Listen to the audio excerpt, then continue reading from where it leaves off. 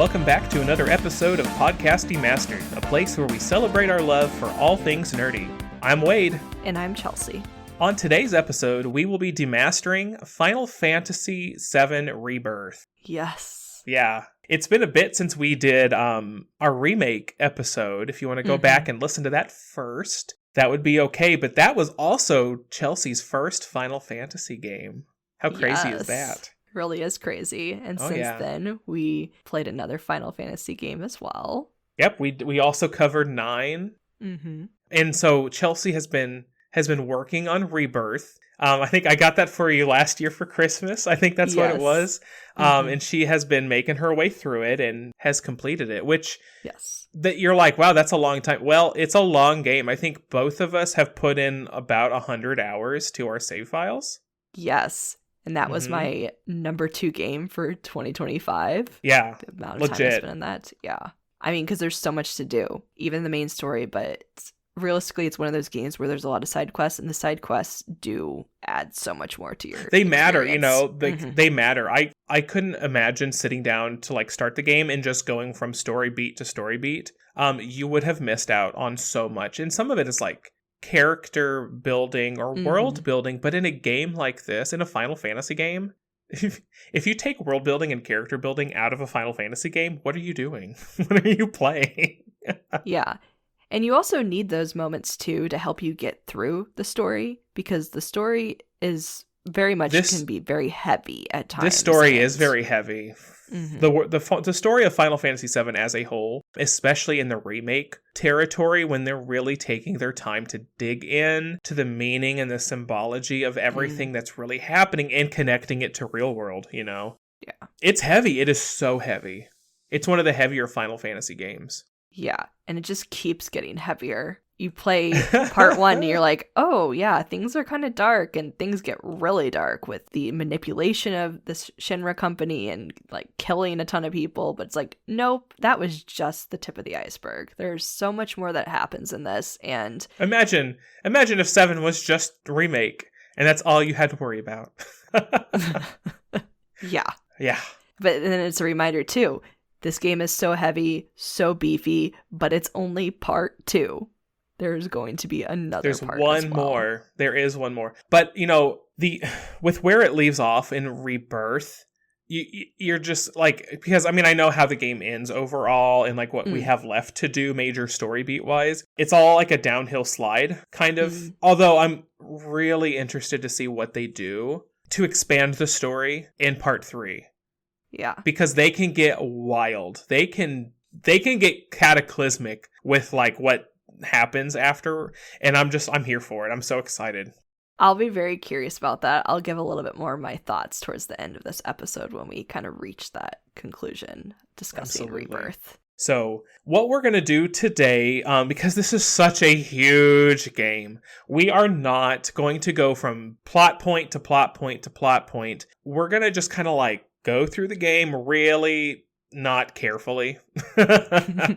Not carefully. We're going to focus, I think, really more on like the themes and the character relationships and like things like that before we talk about the ending and everything that means. So if you haven't played, I think you'll be okay if you're just kind of looking for the gist of what's happening after remake. But you should give it a shot. You know, it's had some really good sales over the holiday season, and I'm sure those price points probably won't change a whole lot on other sales. So if you haven't played it, it's a really fun game. If you like dark, serious, if you like silly and fun, if you like action, if you like RPGs, like you're gonna have a good time. It has it all. Yes. It has it all. If you like musical numbers and theater, it has that too. Don't worry. Yes. Yes. Oh my gosh. Yes. For real. But yeah, talking about this game, and even just trying to get to the opening, that is one thing that you see a lot in this game. And I think there's a little bit of that in Remake as well, where you typically play as Cloud. He is your main character that you experience most of the game through. But there are a lot of segments where you are forced to play as different party members or not even party members. And I found it a little annoying, to be honest, at first, but then I was like, no, it really helps you get into the story more. You learn more, like the world just is so much bigger than just Cloud. And you get to see that by playing through all these other characters and through the No, crazy there's a opening. segment where you're playing as Tifa and Aerith and Yuffie, about like midway maybe through the game. And I played as Tifa the entire time, and I just felt amazing. I mean, rushing through the jungle on a chocobo, ziplining, like grapple hooking. I mean, my goodness. Yes. That was a great portion, and I'm glad, especially with what was going on in the story, I stuck with Tifa specifically because it felt right. It felt like to view this part of the story through Tifa's eyes was very important because she was going to save Cloud, you know? Yeah. And I really appreciated that chance to get away from Cloud for a little bit and focus on the girls a little bit, but also like just Tifa, because I love Tifa so much. Yeah. But talking about kind of where we left off the story, because it was more of essentially at the end of Remake, just kind of escaping.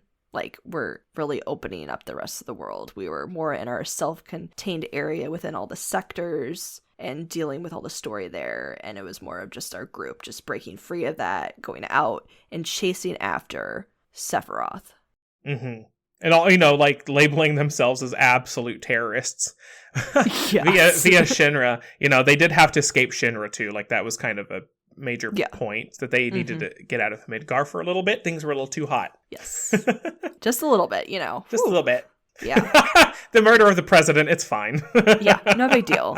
Oh gosh, yeah. But, you know, I love getting to see the characters take those first steps into freedom, into nature, into the wild, you know, into the world. You know, because some characters are showing hesitance. There was fear. Especially Aerith, who you think, oh, Aerith loves nature. She was hesitant. She was afraid. She looked up at the sky for the first time ever, and she was afraid. She missed looking up and seeing the plates, you know. Yeah. She thought the sky was too freeing. Imagine. Yeah. I think it also, works with her character, too, about being like, oh, no, there's so much more out there to the world. There's so much that can be done and seen. And so we see that. But yeah, it's good because this does give our characters those breaks they need, that time to take the time for themselves, because that's what all the characters really need to heal. Yeah, for sure. You know, and like, that's a lot of the game, too, right? Yes. We are, like, a lot of the setting of the game is you're moving through the world. Cloud is chasing down Sephiroth. He wants answers. Like, why is he back? I don't understand.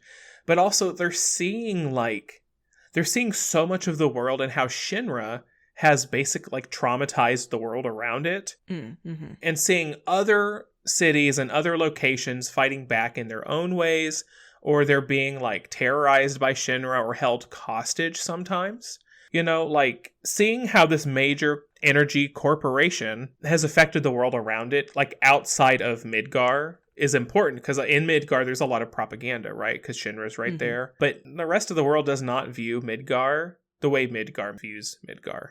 And I think it's good for those characters to see that too. Because a lot of it is like, oh no, we understand. Like, we're right there with you. We're ready to fight with you. Yeah. And we also, you know, see and understand more about our party's history. And like, our party, not all of them were born and grew up in Midgar.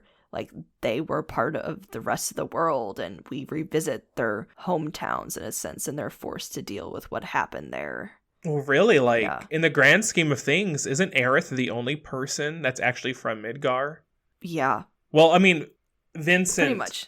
Vincent probably is. I don't think we get a lot of his backstory in this game. But looking ahead, I think Vincent is probably also from Midgar, but nobody else is. Everybody else is from somewhere else and has, like, traveled to Midgar to grow up or to get a job or XYZ. Yeah. To destroy the city. I mean, whatever. Yeah. Barrett. Yes. Oh my gosh. But Barrett. Yeah, just... Barrett. Oh gosh. His backstory and everything. And just, you really, we get these huge segments pretty much of the game where, because it's so central to the overall storyline and it helps all these characters move forward, but they also, because they're on their search to find Sephiroth, they have to go travel to all these different areas, and Barrett has to revisit where he lived, where he had a family. You deal with the big parts with, you know, Cloud and Tifa, where they grew up, and which is a very, very, very big part of this game, because talking about memory and revisiting your past that becomes a big deal about what you remember. Is that actually reality, or is that just what you think the reality was? People have a lot of different views on what happened in the past and are very confused. Well, Cloud being that Yes. person. Poor Cloud, because I can't believe we got through this entire game where they didn't drop the ball. They didn't, like, tell us why are things so weird for Cloud. I mean, like, I know because I'm old, but they've done it so well. But also, like, there's a reality that the original 7 doesn't touch on, where, like, at the very beginning of the game, you get to play the little segment where Cloud goes off with Sephiroth, you know, the big Shinra hero.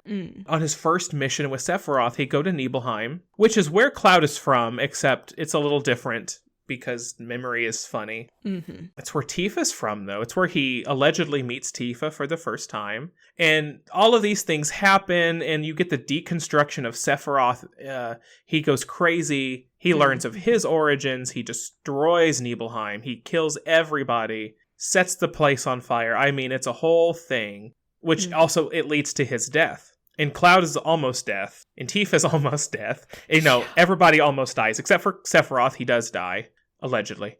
Yes, allegedly. So you get the sequence where you're playing with Cloud and Sephiroth and doing all the stuff, and then it hops back to the start of the game, and you're off on a magical adventure with no trauma at all. Nope. But then what are you talking about?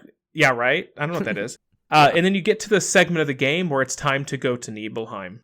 And throughout the whole game, Cloud has, you know, talked about, oh, I visited here once, and blah, blah, blah. And he knows things, and he remembers things differently than Tifa does. Yes. But it's also been established that, like, Tifa and I were, like, old friends growing up.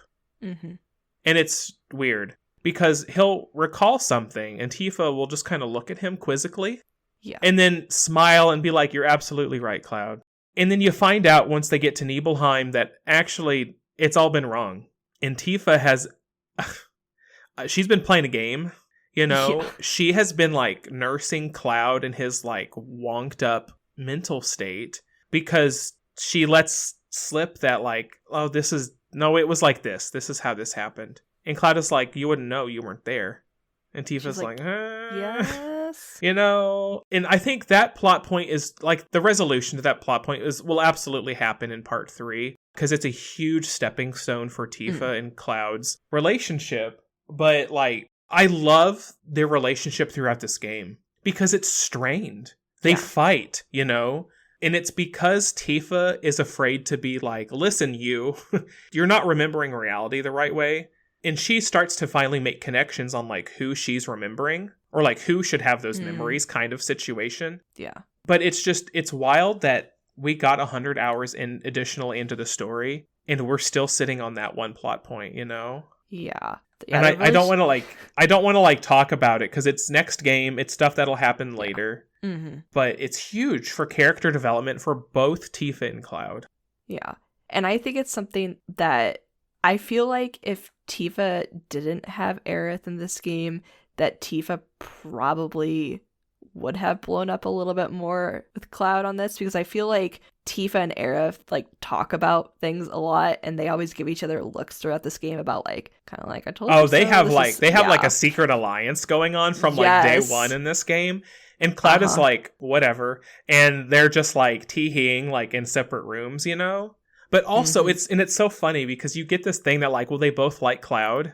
Yes. But and it makes them rivals to a degree, but they also support each other. And, like, they set each other up to, like, win. Yes. And it's really like, well, they're going to make sure, like, this is Cloud's decision, you know? Who can make Cloud fall in love with them first, but also, like, I will support you in your bid for Cloud's love, and you will support me too. I love an incredible friendship with that, yeah. To have that relationship with somebody when you're, like, quote, competing for a guy's affections. But yeah, no, they are still, like, they're inseparable. Better watch out for those two. Don't get on their bad side, because but talking about with Nibelheim and being an issue about memory for both, like, trying to deal with that Cloud issue with Tifa, it's a surprise to Tifa, especially when they get there and they're like, wait, why? There's why a town here. Yeah, why is there a town here? Why are there people? Why are there people living in my home? And why do these people not remember, like, what do you mean you don't remember this entire place going up in a blaze? Yeah. And it's just like this really weird and it's kind of like this unsettling vibe as they're going through, because they definitely feel like they're not welcome there. Like that there's this underlying thing going here. And for sure, because people are like gaslighting them. That never happened. What do you mean? Like, I've lived here forever. Shinra. Who are you? Mm-hmm. Like, who are you? Like, girl, I will drag you to my bedroom. What do you mean, who am I? Like, it's right there. Yeah. But then, of course, this is a whole, giant, cover-up situation with Shinra always being involved in this. And this is just a really big one to show what happened. But also people who were like, I'm from here. This happened. Do not gaslight me. Like, I experienced this. I literally almost died. Like, do not take this away from me. And that is just one of those big reveals you have throughout this game of just these big moments. Well, and even for me, like getting to Nibelheim for the first time, like in Rebirth, was so weird because it's similar in the main game.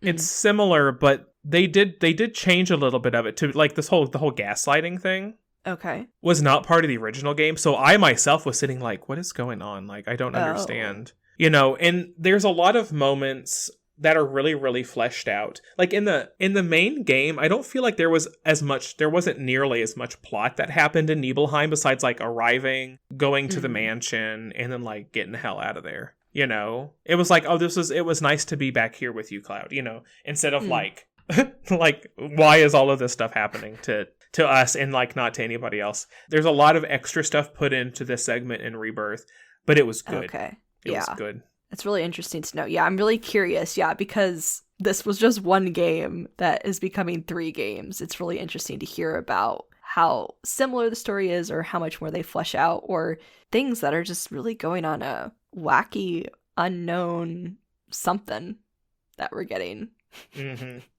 Because talking a little bit more about, our main trio really is like Cloud, Aerith, and Tifa. And we said it's Aerith and Tifa kind of, fighting over Cloud, but also just their dynamic together. It's really fun to see. And we see it continuously throughout everything because, like, even all the side quests and stuff, you have more of that character, like, development with them and all the funny things that happen. Or even oh my gosh. I also love this segment because it is part of the main game where they have to kind of infiltrate Shinra again and they have to be the soldiers. I loved that in like the military parade and stuff. I enjoyed that immensely. Yes, that was so fun. That whole part, just like their dialogue throughout that time, but then also everything you do for the military parade. It's just great. And I love how like Cloud gets his little like battalion, his like little squad of military members. They are ride or die for him. They are ride or die for him. And I hope that they show back up in the 3rd game somehow. Oh my gosh. Well, I love how they showed up later in Rebirth. It's great. Yeah. And they're like, we know that you're like the bad guy that people are looking for, but sir, like, we love you so much. Take us with you. And Cloud's like, nah, dog. Yeah.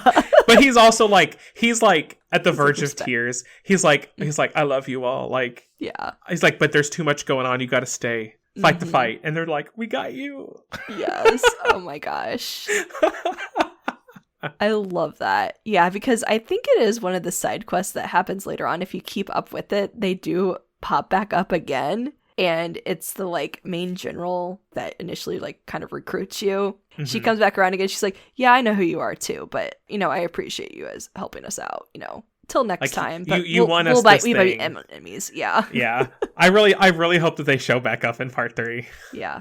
Well, I hope so too, because we see a lot of that happen in this game as well. A lot of the side characters and stuff from the first part, they all make some type of appearance in this one, as well as a wealth of new characters. There's so much going on because it is a real large world we're in.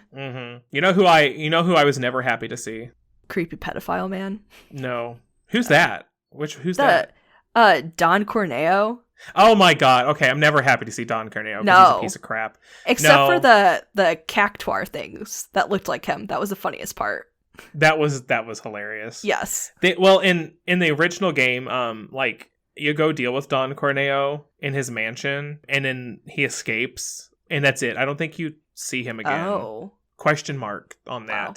If he turns back up, it's not like yeah. Well, I'm sure all of these people will be in part 3 somehow. But no, he's not as big of a deal outside of like you have to go save Tifa, and then all 3 of you like threaten his genitals, and and then you leave, and then it's like okay. But no, I was gonna say Kyrie, the girl, the bounty hunter. Bounty hunter. Yeah, I loved her.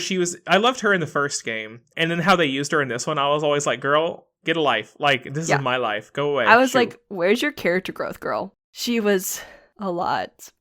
And, before the DLC came out for Remake, people actually thought that Kyrie was Yuffie in disguise, because they're very similar. But then after the DLC came out, people were like, oh, nope. Because I think you see them, like, together. Yeah. So maybe the developers were listening and were like, we're not doing that. No. Okay, that tracks for me, because it took me a long time to even remotely like Yuffie. That's what I'll say. I get she's just funny and she uses her humor to like deal with her situation, but she is like really annoying, and it was an interesting dynamic to the crew. She definitely adds dynamic to the party, that's for sure. I like how they increased her personality in this game, because that is Selphie. Like, there was never a moment in Rebirth where I was like, girl, you're being too much. I was always like, yep, that's Selphie, or that's Yuffie, like, absolutely, for sure. Although she will get her backstory and her trauma. She'll get that in the third game, which is actually interesting, because I'm pretty sure in the original, that all actually takes place prior. Like, they shuffled a few plot points around and they pushed that into the third game, which is fine. But yeah, we'll go to Wutai. Okay, yeah. And we'll get a lot of her stuff. That makes sense, because like there is a lot that's hinted, and we do get a couple flashbacks with her and her talking about things that happened, but it's not like super to detail like we see with a lot of our other party members really dealing with their past. Although I did like using Yuffie as the characters when I had to have her in my party. I actually did prefer to use her. She was, pretty cool. Her elementals, like ninjutsu and stuff, like she's a good time, especially if you're having to deal with like enemy weaknesses. Like, she's your girl. She's got it. Yes, for sure. But talking about, because we said like, Rebirth is such a huge game. We get to see characters we saw in the first part. We get to see a bunch of new characters and get to deal quite a bit with their stories. And some of those characters are still very mysterious. But then we also get, I guess it's debatable, reintroduced to Zack. You get really thrown into this craziness with Zack. Yes, you do. And I have been familiar with Zack for a long time, because you played the original Crisis Core, right? Yes, yes. But that was forever ago, and it was one that I didn't quite fully remember, but it's a character I was familiar enough, so I was like, okay, he's showing up the game. But like Remake, it was already alluded to, like, he died. We know that he died. But Rebirth is kind of like, well, what if he didn't? What if there's this other potential alternate timeline where he's fine? And you get to have these random segments where you play as him. So I actually didn't like playing those, because they took me out of the story. But like, his story was a little interesting at the same time, but it was like, I felt it was mostly interesting because you're like, I don't like, what is supposed to be happening? But I felt that question went on for too long, because his segments are pretty short, right? They're not like, but there are some segments where like a bunch of time has passed between this segment and the last one.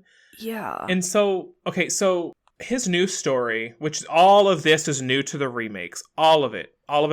He wakes up, like, he gets back to Midgar after the terrible things that happened to him in Crisis Core, toting Cloud with him, like bringing Cloud along. As he's getting back into Midgar, it seems that like we're arriving weirdly like during like the bomb mission, the first bombing mission of part 1, which is like timeline wise, no, that's like those things did not happen anywhere close to each other, but like, okay, whatever, you're trying to tell a story, it's fine. It's a new timeline. You can do what you want with it. But as he's arriving, he finds out that he sees on the news that like the terrorist organization Avalanche is all dead. They have all been killed in this failed plot. And you see like Barrett dead. You see Tifa dead. You see all of these things, but also like that Shinra has recaptured Aerith and Red 13. So really, it must take place even later, right?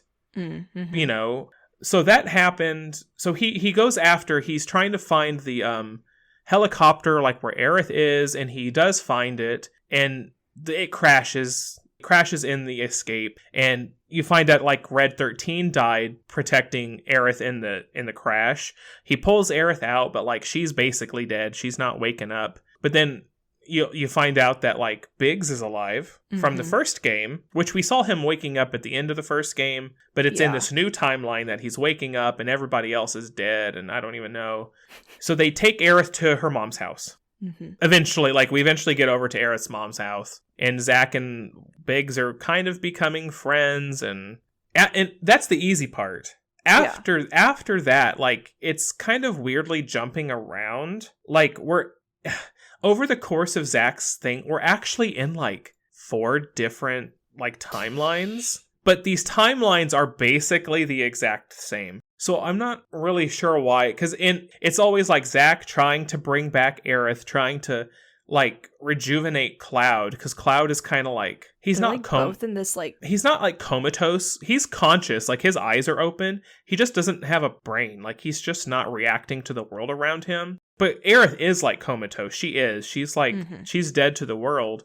So he's like, I don't really know what's going on. He's just kind of meandering around. He's like, maybe I'll help the remnants of Avalanche. Maybe I don't even know. And it's weird how all of that just kind of like funnels into the main story at the end. Yeah. Like, are we ready to talk about that? Do you want to? Well, it was kind of also mentioning like the interactions like Zack has, because like, so they're all, with Aerith's mom, but the other person that's also there is Marlene, which is Barrett's daughter. Right. And she's a very interesting character during this part, because like she seems to know things and to be in the know, even though she's a child and everybody's like, don't traumatize her more. But also she's being all like prophetic and like seeing things that other people don't see, which is like, what?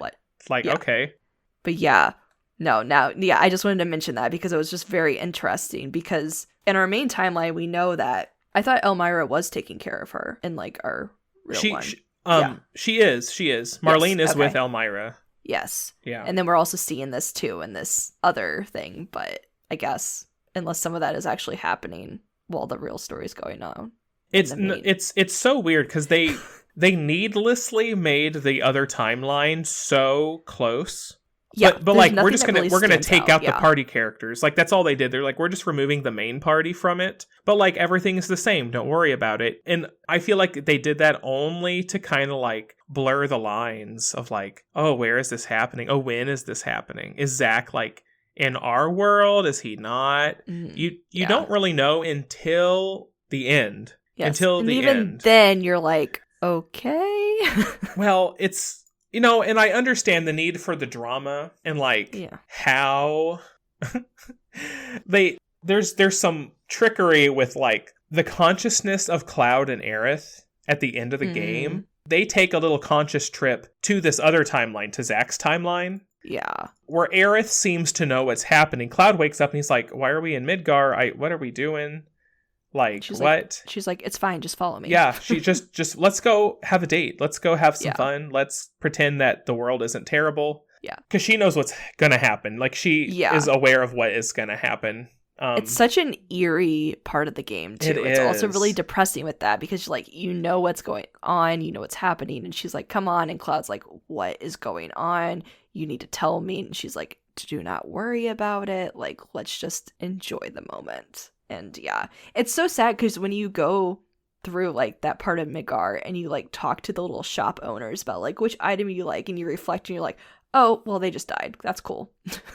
Like, well, like the last there is an interesting dynamic you find out like when you're playing with Cloud and Aerith, where you're not just in another timeline, you're actually in like a weird like heaven variant. Like, all of these people are dead or are going to die soon. It's really, really weird.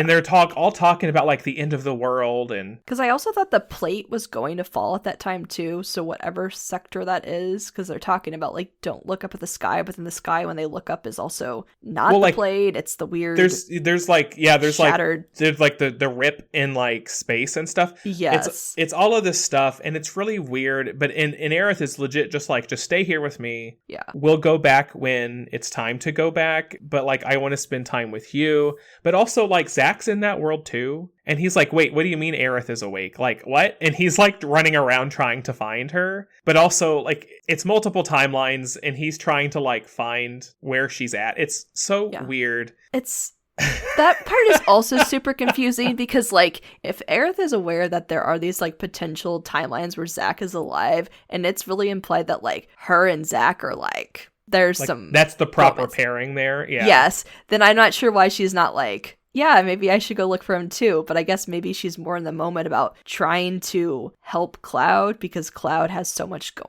on with him. But then she also does like Cloud. But I thought really the only reason she really likes Cloud is because she also sees Zach in him in that regard. But like Aerith is interesting, and Aerith, I feel like, I don't know if it's because I haven't played the original, but there's like a lot more going on with her character in this game, or a lot more implied, or something that hopefully will be better explained in part 3. It's so tough because the implication that you get a lot, especially at the end when all this crap is happening, that there's only one Aerith and there's only one Sephiroth.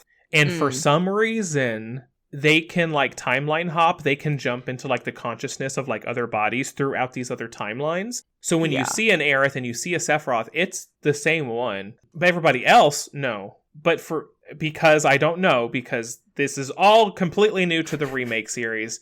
None of this happens at all. It's not a thing. There's not some grand prophecy where Aerith is like slowly awaiting her death. It's there's not anything like this that's happening. So it's really tricky. It's really like in all of it, and also it's like, but what matters? Because like by the time you get to the end and you're doing like the 75 final boss fights, and like those timelines kind of start, like the consciousness of the timelines kind of start to cross over, and you get the really cool moments where you're fighting like this super big Genova, but also Zack is fighting the same. Because, like, it's, like, breaking the bounds of reality and entering his timeline, too. So they're fighting it together. And then they finally cross over and get to fight together. Mm-hmm. Of course, that's also all brand new. And is not how any of that happens in the original, which is fine. It's Nomura. You have to make it theatrical and freaking dramatic as hell. That is what the ending is. Yeah. It's totally theatrical. But absurd. The question is, like, when we finish the game, we move on into part 3. I don't think any of that timeline nonsense is going to matter. I think it's more of like a setup so you can have this big theatrical moment with Zack and Cloud and Aerith all fighting together at the same time. And then we're going to move on into part 3. And the timeline stuff is just not going to matter anymore. It won't exist. It doesn't matter. Like, that's where we'll be. That's kind of like, I could get lost in it and be confused and be even upset. Like, why did we need to go through all of this? But I also know, like, it's Nomura. It combined into a moment. We did the moment. We felt the feelings. We're moving on. Yeah. You know? I know. I've been conflicted because there are two thoughts in my head why it's like that. The first one is like, oh yes, there are these alternate realities and stuff, but what we've learned in this game, I'm like, well, I don't know how it can continue because it implies, well, that means we can change everybody's fate. But so far that is implied. That is not what happened at the end of this game. We did not change anything that happened that truly followed. That some things could not be changed. But it's, which I think that was really a plot point, I think, for like the people who have played the original game, because they teased, Aerith was all about like, we can change our fates, like we've broken whatever, we can move forward, and you spend the whole game questioning that. Mm-hmm. Especially when you're like, oh my gosh, like Zack's in this other timeline, he's alive. We're going to bring him back. Like, that's crazy. But at the end of it, Zack went back to his world, back to his own timeline. And it's heavily implied that timeline's going to be around for 5 more minutes and that they're all going to die. Yeah. I don't think that Zack is going to be in the next game. I don't think, especially without Aerith, like, because they only made it necessary for Cloud to need to like travel to this other plane of existence or whatever, because for whatever reason that Aerith in that world had the white materia like fully charged and everything, but our Aerith, like that body, had like a dead one. And they basically just flipped materia. And that Aerith was like, which was weird, take my materia. But in the original game, it's just Aerith had it the whole time. You didn't know she had it, but you had it. And then after she dies, Cloud finds it. And it's like, that's what Aerith was trying to do, you know? Yeah. Well, and that's kind of what my other whole theory is too with the ending, is that because we see constantly, we know there's something like going on with Cloud. We know he has all these issues, and that like the story keeps dragging it along, that like there's really something terrible going on with him, and that like we cannot trust his judgment and his memory because it's been tampered with. And I think that's what we see at the end of the game as well. Oh, they really nail that in at the end. Yes, and it's more of like, well, it makes you question these alternate realities and stuff. Is this just here to also, like, are we like Cloud at the same time, almost in this regard, where we're seeing these things, wishing that these things could happen, but they really don't. And we're also being like, well, to help Cloud get through the ending or something like that, where he feels like he's fighting alongside Zack, but it's not actually, like, Zack's not there. And we see this stuff with Aerith too, where people can mistake like, oh, well, she's fine, you know, like, there's no big deal because Cloud sees her. But not everybody else does. Everybody else is reacting, and he's living in these kind of like dual the ending states. ending. Yes. I'm so like, okay, I see what they're doing. You know, at the end, Sid is fixing the airship. They're all just kind of out in the field, like coming to terms with reality and the loss of Aerith and caring for each other, except for Cloud because he's out over here on his own. But he just seems so like serene. He's so at peace. Mm-hmm. And you find out it's because in his head, Aerith is standing right there. Yeah. You know, like they're talking together and she's like, it's okay. Like that didn't happen. It's fine. We're going to go and beat Sephiroth now. Like, don't you worry. And I think it seems like it could be setting up another like alternate reality hanky janky thing. But I think really it's a very sad thing. Where, because Cloud is already mentally and emotionally unstable as it is, especially with the second encounter with Sephiroth and Jenova, and this huge trauma of having to witness Aerith die and everything else. And I'm afraid they're going to use this as like one of the big hooks in part 3 in his upcoming complete like mental deterioration, his huge mental moment that he's going to have. I'm afraid that they're going to use Aerith as the emotional setup to his complete and utter rejection of reality that leads into his whole, like, I'm not Cloud. I am Sephiroth and I am Zack, and Cloud has never existed. And the huge breakdown we get after that, like, that's what I'm afraid. They're going to break our hearts with that. Yeah. Well, I'm curious. So in the original game, like, does he see her like that? Kind of at that? Not at all. Nope. Okay. That is interesting then, because, well, I think the problem that the game has with this about how they're trying to play with this emotion with like Aerith, oh, maybe there's a chance that she's alive in an alternate timeline. I'm like, but you gave us these weird alternate timelines that really didn't lead anywhere except for the end to maybe make people give hope that, oh, he did save her and that she's alive somewhere else. But then you're still dealing with like, I could not believe they had the audacity to give us a cutscene where he actually saves her. I could not believe that they did that. I was like, are you kidding me? I was upset. That took me out of the game. I actually got mad at the game for that because I feel like it lessened the impact, and whatever happened with that part, I was like, what is happening? Did she just die? Did she not? What is this? And I was like, I don't even know how to feel. Like, I didn't really feel upset because I was like, I don't know what we're doing here.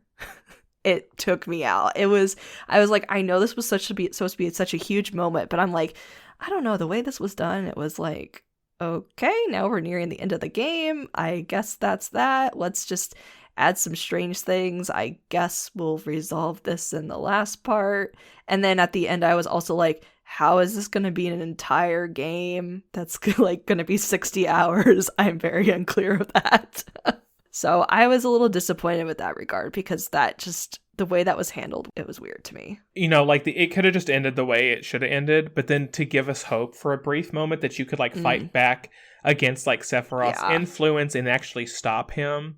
And then go straight into like, oh, she saved, and you know, that boss fight though, where you're Aerith and Cloud fighting Sephiroth, that was nice. That was pretty cool. Because again, I was like, This is It our just last gives you fight that with other- Aerith. Yeah. You know, it was really Yeah. nice, but like, I couldn't believe that they did that. Because everybody's asked the entire game, is she gonna die or not? Is she Yes. gonna? So that whole like last 2-hour gaming segment where you're like every 10 minutes You're you're like, is there a chance? Yeah. yeah, like, oh my god, and they just keep messing with us. Yeah. And then like, oh, we saved her. There's like, no, JK, she's actually dead. I'm like, oh, okay. And then she's like a force ghost for a hot minute, so you can like fight Sephiroth. It's like, okay. Yes. And then she's like the force ghost at the end, sending off everybody, but being like, Cloud, I'm here. Got this. And I'm like, okay. Poor Cloud. I'm like, we're just having a breakdown like Cloud it's is. Gonna That's be poor literally Cloud. what the end is. That is literally the end for, I think, us as the player, is that we are experiencing what we wish we could be changed, but it was not.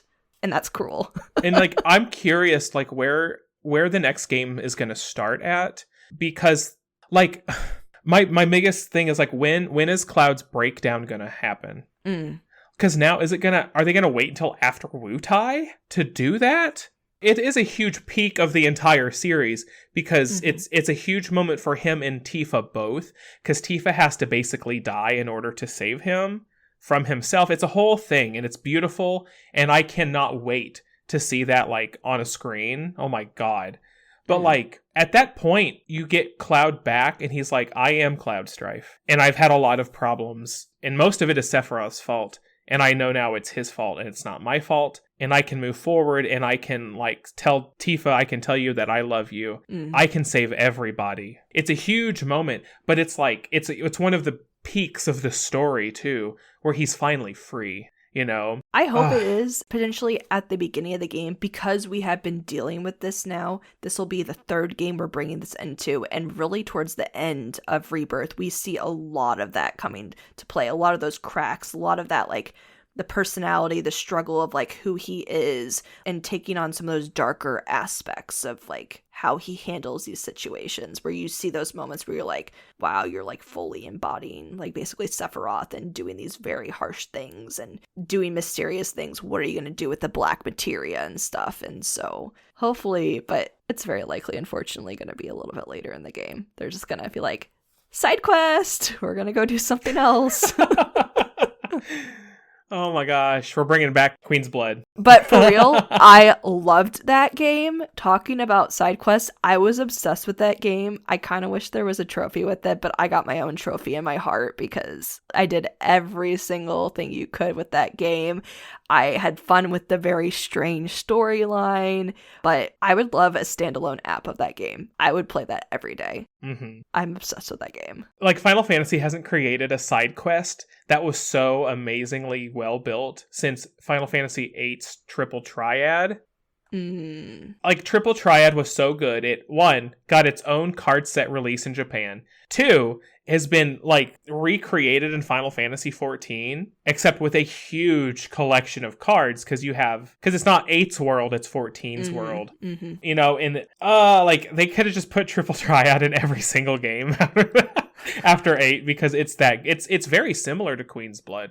Very similar. You have like a very small board. Actually, a Triple Triad board is only 3x3. Oh, okay. I'm pretty sure it's only 3x3. So you only get 5 cards, and you only get those 5 cards. You don't get a whole deck. It goes by pretty quick. But if they ever do a remake of 8, which I'm sure they will someday, like, Triple Triad is gonna be wild. Okay. I'm looking forward to that. God. Yeah. But yeah, no, Queen's Blood's so much better than whatever that card game was in 9. Tetramaster? We don't talk about Tetramaster. No, we don't. Disgusting. No, Queen's Blood was where it's at. That I had so much fun because I wasn't going to do it, but because of the world building, because of all the storytelling, like, I did do every single quest in this game because there were so many things where I was like, I don't know who this character is. Like, what are we doing here? Like, I need to know more. I will continue to do your quest to figure out who you are or whatnot, or like, you're annoying, but I kind of want to just finish your story type thing. For sure. And I was talking about like characters, because it's so funny when they do like these callbacks where we see these characters come around again or whatnot, because it's that the Shinra, like, what, middle manager employee guy. You see him a couple times throughout the game. He's just having a good life, man. Okay, you leave him alone. Well, no, yeah, but at first he doesn't, and then you're like, yeah, go have fun, and then he He is Oh, living good life. Lord. Yeah. He don't need a job anymore. Why have job Nope. when can have fun? Yes. Oh my gosh. But his stuff is a little challenging when you do all the stuff at the Golden Saucer and try to beat his high scores and everything. Some of those games are way more fun than others. That's for sure. And they got a bunch. I don't think like nearly as many of those games were in the original. Like a couple of them were. But I need to go replay, but there was a lot in remake. Like they added a bunch. I swear they did. No, like there's so much, because not even just at the Golden Saucer, you also have other mini games that you see at other points All as around well, the world, yeah. Yeah. But Golden Saucer has so much going on. Definitely my least favorite was the boxing game. Dude, that thing go to hell. Oh my hated gosh. No, I think I hated the angle, the way the characters were. Like, I obviously knew in theory how it worked, but I'm like, I cannot see what's happening. And like each like boss you fought had a different way they did those moves. And it was just, I got through all of them except for the Sephiroth one. I was just like, I'm not going to deal with that. That one freaking annoyed me. Agreed. Yeah. But then they brought back kind of the part from the first part in remake where you're on the like motorcycle thing, but they made it as a mini game. Yes, they did. Yeah. Oh my gosh. That's pretty great. Yeah. They did like the crunches or the pull-ups or whatever. Yes. Of course, that one came back, and it's gonna kind of come back in 3, and I'm gonna cry again because it hates me. Oh my gosh. Yeah, because I was like, why hasn't this come up yet? And I was like, oh, because I have to go do that side quest. So I was like, let me do that. And then I was like, here we are again. Freaking kill me. It was so funny because isn't there like one of the characters is like, oh my gosh, it's Tifa. I love you. You're my hero. I want to be just like you. And Tifa's like, oh, thanks. Like, just but, you eat your vegetables. Okay. Yeah. Yes. Yeah. Oh no, she's like, yeah. People love her for her fitness. Yes. Fitness.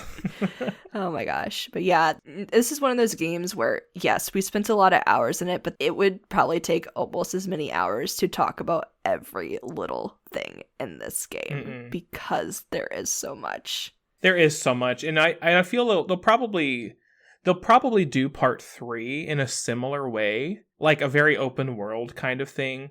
Although it's a little different because we don't have to like trek around. We should have the airship the entire game, So they might do some slightly smaller places because we can just like fly to them. But we'll have to see. Yeah.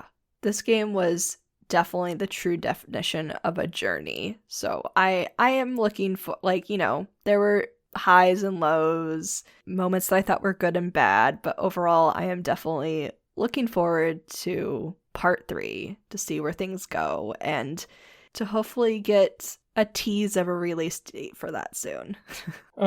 We'll see. My only hope for part 3 is that after the game is launched, like after they release the game, they do a DLC that is the Advent Children movie.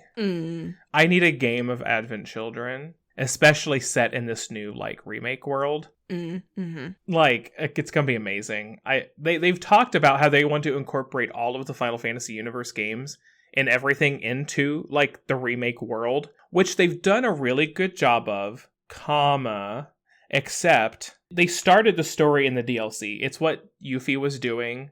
Oh, okay. She gets to explore like the underground laboratories underneath Shinra, and oh my gosh, was it Dirge of Cerberus, maybe? Was on the PS2 or something, right? Yeah, it was the Vincent game, but it's like that organization, the Underground, you get to meet 2 really terribly powerful individuals, Nero and Weiss.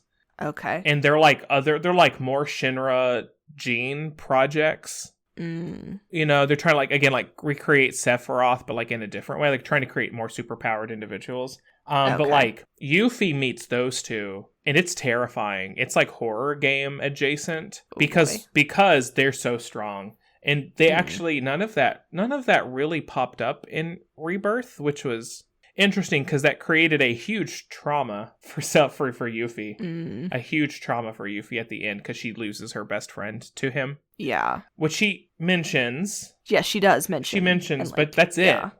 So maybe like we're gonna get all of Yuffie's stuff. Which again, that was all also like new to the remake stuff. That's not stuff that happened in the original.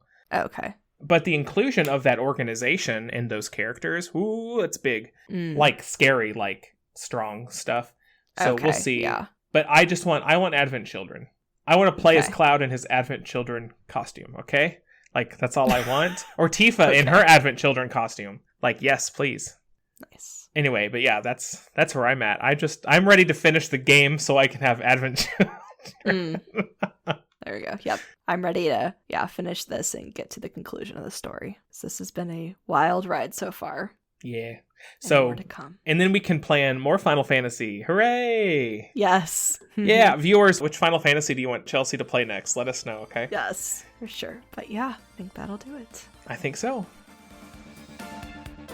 And that's it for another episode of Podcast Demastered. If you enjoyed hanging out with us today, don't forget to follow and subscribe, leave us a review, and tell a friend. If you have an episode idea, send us an email at demasteredpodcast@gmail.com. You can follow us on YouTube, Instagram, Blue Sky, and Facebook @PodDemastered.